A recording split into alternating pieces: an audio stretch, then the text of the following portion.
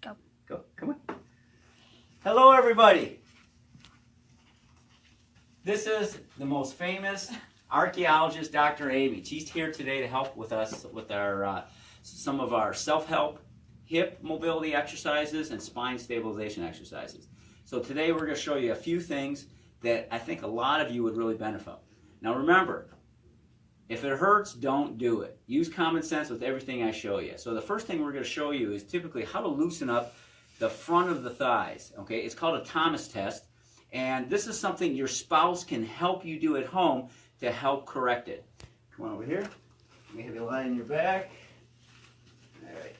And so what you're going to do at home, go ahead, grab one knee. I'm going to go ahead, slide down just a little bit. You need a table that's high enough that when you bring your foot down, your foot does not touch. Okay? Maybe go down about 2 inches that way. Now at home, you can get a simple type of these cheap little homemade vibration units. And what you're going to do is you bring the opposite knee to your chest. This is going to flatten your spine. It's going to take the pressure off the spine. We're trying to loosen up all these muscles in the front of the thigh, which are commonly tight from sports, from work, from too much sitting. First thing we're going to do is we're going to push the knee down to tolerance. You okay there, Dr. Amy? Yeah. We're going to start doing any type of, you can use any type of vibration unit. Now this is obviously a professional model, but you can find cheaper ones, homedics, and then you can take this foot and gently stretch the thigh. You okay there? Mm-hmm. Okay, so it kind of takes a couple people to do this stretch. Very gently. You okay there? Mm-hmm. Now I recommend that you warm up before you do this. This takes care of a lot of bad habits. This also takes care of a lot of pressure with iliotibial syndrome. This takes care of pressure with a lot of knee issues. Then you can also work on the side of the leg. So you're going to hold the thigh down, make sure this knee stays close to the chest. Then you're going to use your other hand. Trina, can you see how the foot goes behind? Mm-hmm. So we're stretching the hip and the knee. We're bending, we're extending at the hip and the knee. You okay there? Mm-hmm. This is a pretty deep stretch.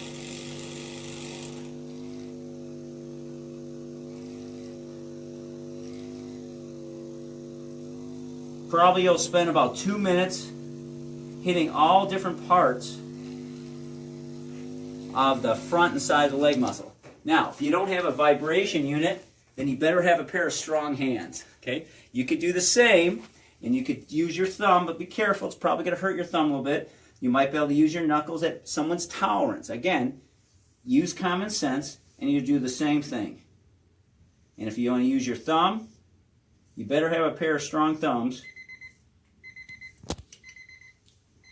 Now, after you stretch the side, then we want to retrain and strengthen the glute. Go ahead, slide up a little bit. So the same thing, we're going to bend this knee. This is called a cook lift.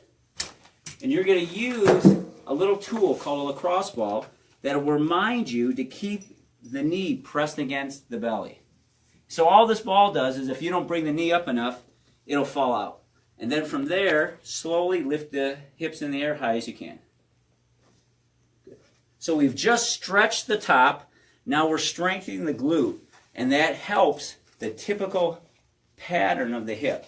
Stretch the front, straighten the bottom. Okay, go up and down. Hold it about 3 to 5 seconds. You okay with that? Mm-hmm. You should have absolutely no back pain. If you feel any back pain, don't go so high. And also make sure that the knee goes to your chest. Awesome. Okay, come on up. All right, now we're going to show one other exercise that's commonly used to stabilize the spine. And you know what? We're just going to show a chop. Okay? This exercise we typically use when we find some type of imbalance across the core. So we call this a tall kneeling, or excuse me, a 90-90. 90-degree angle here, 90 to the back, tight stomach. And all you're going to do is chop down gently from the tall knee to the bottom knee. You okay with that? Mm-hmm. There's not a lot of twisting in the rib cage. and just hold for a couple seconds. Looks awesome, Dr. Amy. This is a professional athlete. Awesome. Go ahead, relax. All right, come on up. Okay, those are 2 key exercises that help you live stronger longer.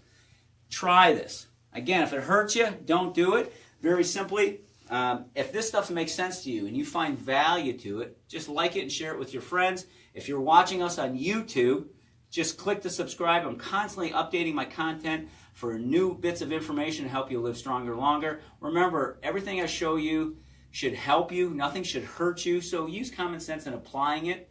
And if you have any questions, feel free to let me know. I'm Dr. Gregory Kramer. I'll see you next week, somewhere around 1:30. Have a fantastic day. Thank you, Dr. Amy. You're welcome.